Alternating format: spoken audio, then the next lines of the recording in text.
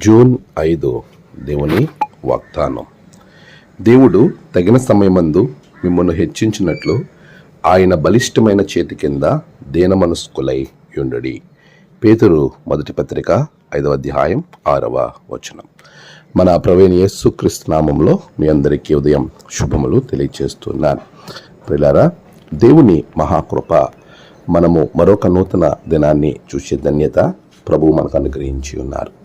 అందుని బట్టి దేవునికి నేను కృతజ్ఞతాస్తుతులు చెల్లిస్తున్నాను. ప్రియ విశ్వాసులారా, ఎలా ఉన్నారు?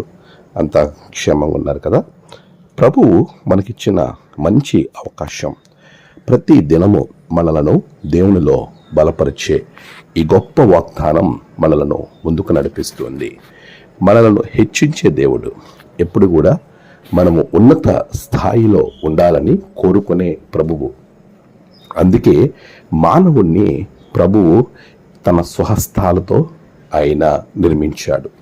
అలాంటి ఉన్నతమైనటువంటి ఆశీర్వాదం ప్రభువు మనకు అనుగ్రహించి ఉండగా మనమందరము కూడా దేవుని యొక్క ఉచితమైన కృపలో ముందుకు నడిచే వారంగా ఉండాలి. ఈరోజు ప్రభు ఇచ్చే వాగ్దానం మన జీవితాలకు గొప్ప ఆశీర్వాదకరం. ఆయన మనలను హెచ్చిస్తూ ఉన్నాడు. ప్రభువు మనల్ని హెచ్చిస్తూ ఉండగా మనము ఆయనకు విధేయులై ఉండాలి, దీన మనస్కులుగా ఉండాలి. తగిన కాలమందు ఆయన మనల్ని హెచ్చిస్తాడు. చాలాసార్లు మనకి ఇదిగో నేను చాలా తక్కువగా ఉన్నాను, అనేక మంది ఉన్నత స్థాయిలోకి వెళుతూ ఉండగా నేను ఇంకా ఇదే స్థాయిలో ఉన్నానే అనేటువంటి బాధ, భయం చాలా మందిలో కలుగుతూ ఉంటుంది. అయితే ప్రభు అంటూ ఉన్నాడు, నిన్ను తగిన కాలమందు నేను హెచ్చిస్తాను, నీవు నాకు విధేయుడై నా రెక్కల క్రింద నీవు ఆశ్రయం పొంది మౌనంగా కనిపెట్టు అని ప్రభువు మనల్ని కోరుతూ ఉన్నాడు. అలా ఉండేవారి జీవితాలు ఎప్పుడూ ఆశీర్వదింపబడతాయి. అతి కృపా భాగ్యములు దేవుడు మీకు అనుగ్రహించును గాక. ఆమేన్. ప్రార్థన. సర్వశక్తిమంతుడా, గొప్ప దేవ, నీ బిడ్డల జీవితాల్లో ఉన్నతమైన ఆశీర్వాదాలు దయచేయండి.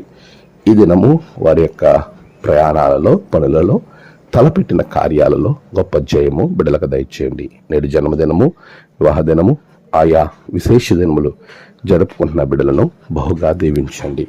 తమ ప్రియులను కోల్పోయిన వారి కుటుంబాలలో నెమ్మది, ఆదరణ అనుగ్రహించండి. దినదీవులతో నింపమని యేసు నామమున ప్రార్థించి వేడుకొంచున్నాం తండ్రి. ఆమేన్. తండ్రి, కుమార, పరిశుద్ధాత్మ త్రియేక దేవుని దీవెన మీకు తోడుగా ఉండి నడిపించి ఆశీర్వదించునుగాక. ఆమేన్.